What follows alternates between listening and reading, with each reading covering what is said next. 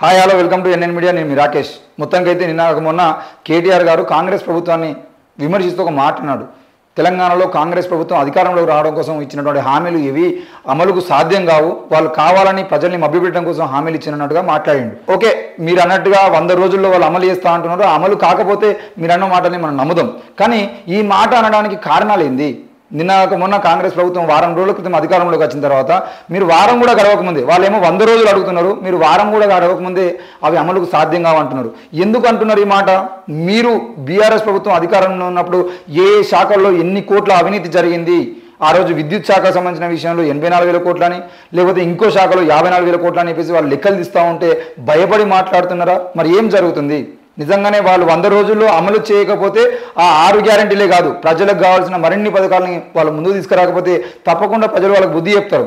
ఈరోజు బీఆర్ఎస్ ప్రభుత్వం అధికారంలో కోల్పోవడానికి, అలాగే కాంగ్రెస్ ప్రభుత్వం అధికారంలో రావడానికి కేవలం బీఆర్ఎస్ పార్టీ మీద ఉన్న వ్యతిరేకత, నిరుద్యోగులు అందరూ కలిసి మనం నిరుద్యోగంలోనే ఉండాలనుకుంటే మనం బీఆర్ఎస్ ప్రభుత్వానికి ఇద్దాం, లేదంటే మనకు ఉద్యోగాలు రావాలి, ఉద్యోగ కల్పన జరగాలంటే తప్పకుండా ప్రభుత్వం మారాలి, మార్పు కావాలని చెప్పేసి ఈరోజు కాంగ్రెస్ ప్రభుత్వానికి అధికారం ఇచ్చారు. మరి అట్లాంటి సమయంలో మీరు ఇలా మాట్లాడుతూ ఉన్నారు, ఎందుకు మాట్లాడాల్సి వస్తుంది? వాళ్ళు నిజంగానే కాంగ్రెస్ ప్రభుత్వం ఇచ్చినటువంటి హామీలు అమలుకు సాధ్యం కావు అనుకున్నప్పుడు మరి బీఆర్ఎస్ ప్రభుత్వం, ముఖ్యంగా కేసీఆర్ 2014లో కానీ 2018లో కానీ ఇచ్చినటువంటి హామీలు ఎలా ఉన్నాయి, వాటిని ఎంతవరకు మీరు అమలు చేసిరో ఒకసారి ఆలోచన చేద్దాం. అధికారంలోకి రాగానే దళితుడిని ముఖ్యమంత్రిని చేస్తా అని చెప్పేసి కేసీఆర్ చెప్పిండు. దళితుడు ముఖ్యమంత్రి అయ్యిండా? కనీసం దళితులకు సంబంధించిన విషయంలో ముఖ్యమంత్రి కాదు కదా, కనీసం మంత్రి పదవులు ఇచ్చేది, ఆ మంత్రి పదవులు వాళ్లకు స్వయంగా ఆలోచన చేసుకొని స్వయంగా నిర్ణయాలు తీసుకున్నటువంటి హక్కులు మీరు ఇచ్చిరా? లేదు కదా. దళితుని మంత్రిని చేస్తే ఆ మంత్రి ఒక ఆరోగ్య శాఖకు మంత్రిగా ఉండేదంటే ఆ మంత్రి విషయంలో మీరు ఏం చేసారు తెలంగాణ ప్రజలందరూ తెలుసు. రాజయ్యకు సంబంధించిన విషయంలో ఇక దళితులకు 3 ఎకరాల భూమి ఇస్తా అని చెప్పిండు. 3 ఎకరాల భూమి కాదు కదా, 3 గుంటల భూమి కూడా ఇచ్చింది లేదు. మంత్రి మధుకర్ సంబంధించిన విషయంలో కానీ ఎంతో మందికి సంబంధించిన విషయంలో, దళితుల విషయంలో 3 ఎకరాల భూమి అన్నావు, కనీసం 6 అడుగుల భూమిలో మమ్మల్ని పాతి పెడుతున్నావు, ఇది న్యాయమా అని చెప్పేసి ప్రశ్నించిన గొంతులు లేవా? 3 ఎకరాల భూమి కాదు కదా, 3 గుంటల భూమి ఇచ్చింది మీరు లేరు. మరి ఇల్లు లేని వారందరికీ డబుల్ బెడ్రూమ్ ఇల్లు ఇస్తా, 2 పడకల గదుల రూమ్ ఇస్తా, ఈ అల్లుడు ఇంటికి వస్తే అత్త ఎక్కడ పడుకోవాలి, అల్లుడు ఎక్కడ పడుకోవాలి అని చెప్పేసి డైలాగులు కొట్టి తెలంగాణ ప్రజల్ని మభ్యపెట్టి డబుల్ బెడ్రూమ్ ఇల్లు అని పేరు చెప్పినటువంటి కేసీఆర్ ఈరోజు డబుల్ బెడ్రూమ్ ఇల్లు ఎంతమందికి ఇచ్చారు? ఎంతమంది అత్తగారింటికి వచ్చేదంటే సుఖంగా పడుకుంటున్నారు? రైతు రుణమాఫీ చేస్తా, రైతులందరినీ రుణాలు లేనటువంటి రైతుల్ని చేస్తారు, రైతులు ఎక్కువ మంది చనిపోవడానికి కారణం రైతులకు ఉన్నటువంటి అప్పులే, ఆ అప్పుల్ని మాఫీ చేస్తా అని చెప్పేసినటువంటి కేసీఆర్ ప్రభుత్వం, బీఆర్ఎస్ ప్రభుత్వం ఈరోజు రైతు రుణమాఫీ చేసిందా? రైతు బంధు పథకం తీసుకొచ్చింది. ఆ రైతు బంధు పథకం ఎన్ని కోట్ల మంది ప్రజలకు ఉపయోగపడుతుంది? ఎంతమందికి ఎన్ని కోట్ల రూపాయలు పోతున్నాయి? 600 ఎకరాలు ఉన్నటువంటి మల్లారెడ్డికి ఉపయోగపడిందా? కనీసం 6 గుంటలో ఉన్నటువంటి నిరుపేద రైతుకు ఉపయోగపడిందా? ఎవరికి ఉపయోగపడిందో తెలంగాణ ప్రజలకు తెలియదా? నిరుద్యోగ భృతి ఇస్తా అని చెప్పేసి మీరు చెప్పారు, 3,000 రూపాయల నిరుద్యోగ భృతి ఇస్తా అని చెప్పేసి చెప్పారు. నిరుద్యోగ భృతి ఎంతమందికి ఇచ్చారు? అసలు తెలంగాణలో నిరుద్యోగ భృతిని మీరు అమలు చేసిరా? నిరుద్యోగులకు ఎంతమందికి కనీసం వాళ్ళు చదువుకోవడానికి, వాళ్ళు కనీసం ఫీజులు కట్టడానికి, వాళ్ళు కొనుక్కునేటువంటి మెటీరియల్కైనా మీరు సహాయం చేసిరా? లేదు కదా. మరి మీరు ఎట్లనే మాట్లాడతారు? ప్రతి దళిత కుటుంబానికి దళిత బంధు ఇస్తా అని చెప్పేసి హుజురాబాద్ నియోజకవర్గంలో జరుగుతున్న ఉప ఎన్నికల సందర్భంగా ఈటెల రాజేందర్ను ఓడించడమే పనిగా పెట్టుకొని ఎక్కడ లేని విధంగా నేను దళిత కుటుంబాలన్నీ బాగుపడే విధంగా దళితులకు 10 లక్షల రూపాయలు ఇస్తా, దళిత బంధు ఇస్తా అని చెప్పేసి ఆ విషయంలో కత్తి పద్మారావు లాంటి మేధావులని సైతం ఇందులో ఇన్వాల్వ్మెంట్ చేసి వీడియో వేయించుకొని మీరు దానికి బేసిక్గా ఉంది ఈ పథకము, దళితులందరూ బాగుపడతారని చెప్పేసి రాయించుకున్నారు కదా. మరి ఈరోజు దళిత బంధు ఎంతమందికి ఇచ్చి మీరు? ఒక్కొక్క నియోజకవర్గంలో కనీసం 100 మందికి ఇచ్చినటువంటి పాపన పోయిందా? లేదు కదా.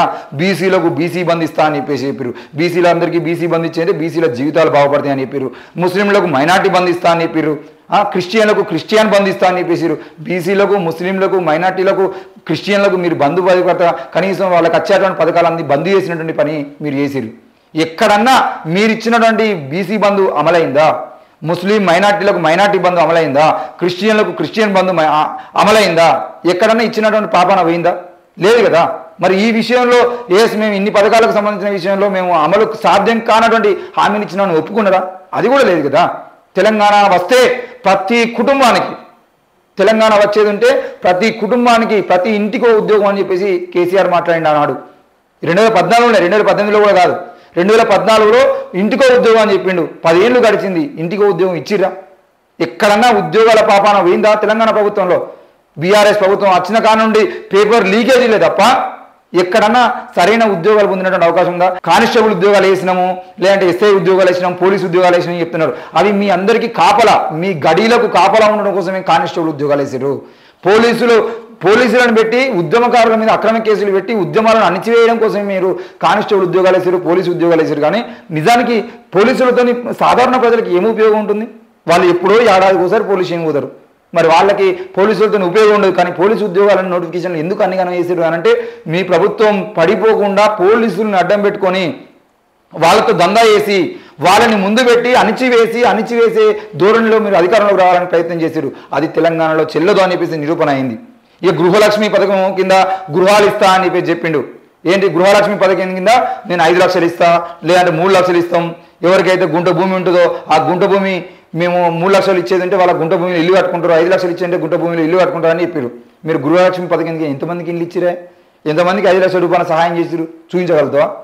కొత్త రేషన్ కార్డులు ఇస్తా అని చెప్పేసి కనీసం రేషన్ కార్డులు ఒక్క కుటుంబానికి అందిందా తెలంగాణలో?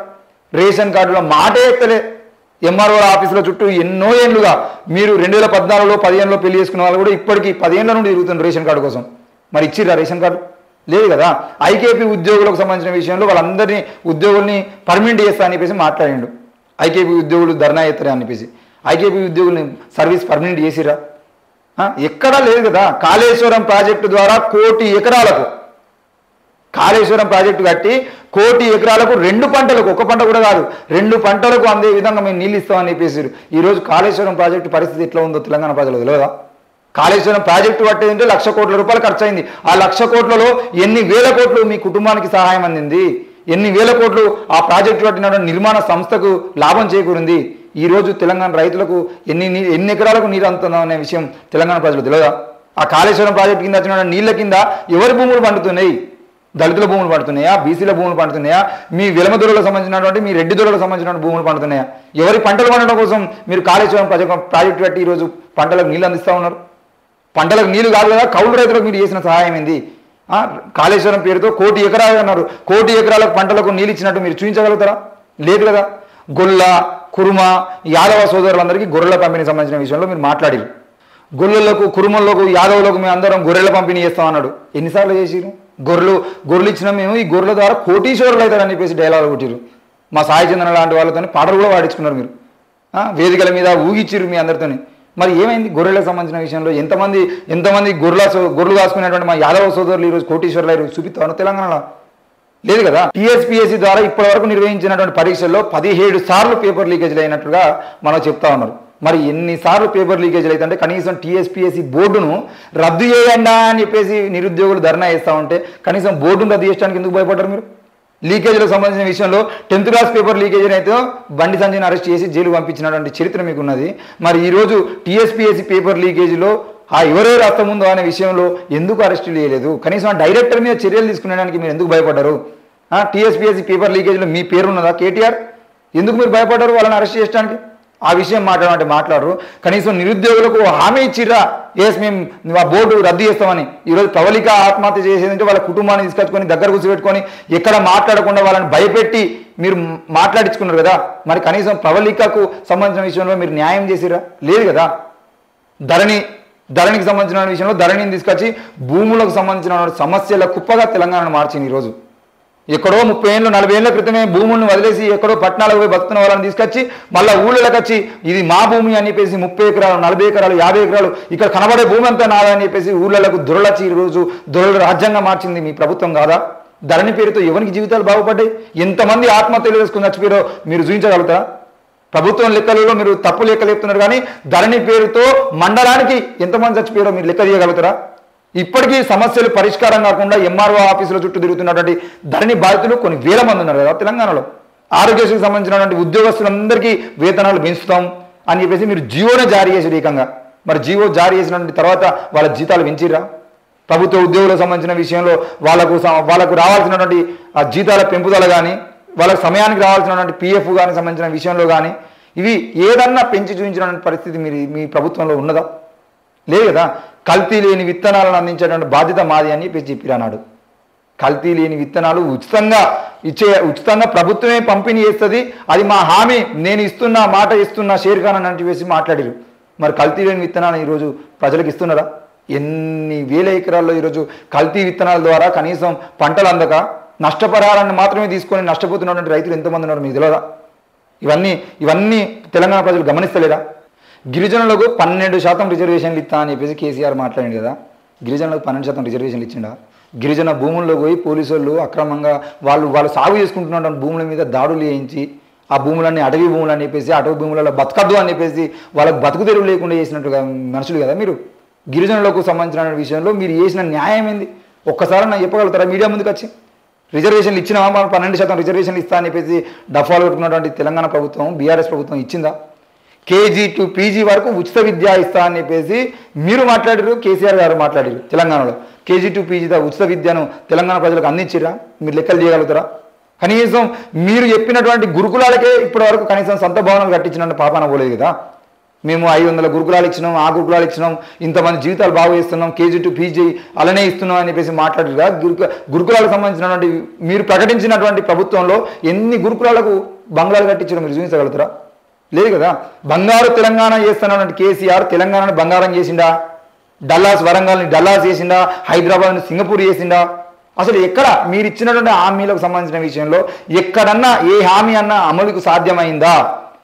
ఇట్లా ఎప్పుడు పోతే కొన్ని వందలు ఉన్నాయి మీరు ఇచ్చినటువంటి హామీలు. అంతెందుకండి, ప్రవళిక చనిపోయిన తర్వాత నిరుద్యోగులందరికీ మళ్ళీ ఈ గ్రూప్ 2 మేము పోస్ట్ పోన్ చేస్తున్నాం కదా, పోస్ట్ పోన్ క్రమంలో ఉచితంగా అందరికీ మేము మెటీరియల్ సప్లై చేస్తామని చెప్పిండు, అవసరమైతే ఫ్రీగా కోచింగ్ ఇప్పిస్తామని చెప్పేసిండు. అదన్నా అమలు చేసిరా? ఎలక్షన్స్కి ముందు ఎలక్షన్ నోటిఫికేషన్ రాగానే రైతు బంధు ఆపిర్రు, లేదంటే దళిత బంధు ఆపిర్రు, బీసీ బంధు ఆపిర్రు అని చెప్పేసి మీరు కాంగ్రెస్ ప్రభుత్వం మీద నిందలేసేటువంటి ప్రయత్నం చేసి ఈరోజు కాంగ్రెస్ ప్రభుత్వం అధికారంలోకి వచ్చి కూర్చున్నది.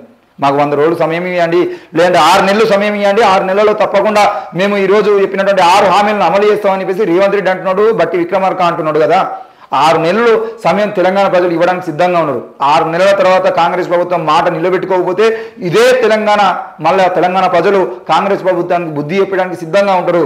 అదే కాంగ్రెస్ ప్రభుత్వం మెడల్ వంచి తెలంగాణ తెచ్చుకున్నటువంటి ప్రజలే కదా వీళ్ళు. తెలంగాణ దమ్మిందో కాంగ్రెస్ ప్రభుత్వానికి తెలియదా? సోనియామ్మకు తెలియదా? రాహుల్ గాంధీ తెలియదా? కేటీఆర్ గారు మీరు మాట్లాడాల్సినటువంటి ఆ హామీలకు సంబంధించిన విషయంలో మీరు మాట్లాడేటువంటి అధికారం మీకు లేదు. తెలంగాణ ప్రజల్ని నట్టేట ముంచినటువంటి బీఆర్ఎస్ ప్రభుత్వాన్ని తెలంగాణ ప్రజలు నమ్మేటువంటి పరిస్థితి లేదు. తప్పకుండా కాంగ్రెస్ ప్రభుత్వాన్ని నమ్మిర్రు, మార్పు కోసం వాళ్ళు ఆలోచన చేస్తున్నారు. ఆ మార్పు రాకపోతే తెలంగాణ ప్రజలు బీఆర్ఎస్ ప్రభుత్వానికి చెప్పిన దానికన్నా అధ్వానంగా కాంగ్రెస్ ప్రభుత్వానికి రేపు బుద్ధి చెప్పేటువంటి అవకాశం ఉన్నది. చెప్తారు కూడా. తెలంగాణ ప్రజలకు సోయి ఉన్నది. తెలంగాణ ప్రభుత్వం సాధించుకున్నటువంటి అమరవీరుల తెలంగాణలో వాళ్ళు కళ్ళగన్నటువంటి తెలంగాణ వచ్చేంత వరకు ఇక్కడ ప్రతి బిడ్డ పోరాటం చేస్తూనే ఉంటాడు.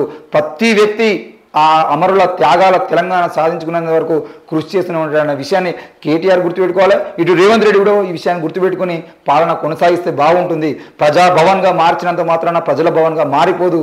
ఈ తెలంగాణలో ప్రజలకి కావాల్సినటువంటి హక్కుల్ని, రావాల్సినటువంటి సాధారణ న్యాయాన్ని మీరు అందించేటువంటి ప్రయత్నం చేయాలి. ఇప్పటికీ డబుల్ బెడ్రూమ్ ఇండ్లు ఎవరికి లేవు.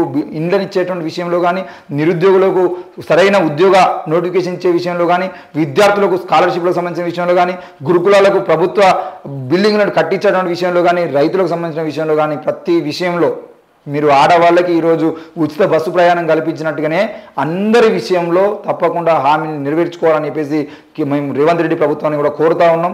లేదంటే కేవలం 6 నెలల్లోనే మీరు తెలంగాణ ప్రజల రుచి అంటే నిరసన రుచి ఎలా ఉంటుందో మీరు చూసేటువంటి అవకాశం కూడా ఉంటుందని తెలియజేస్తున్నాం. చూస్తూనే ఉండండి N9 మీడియా. Thank you.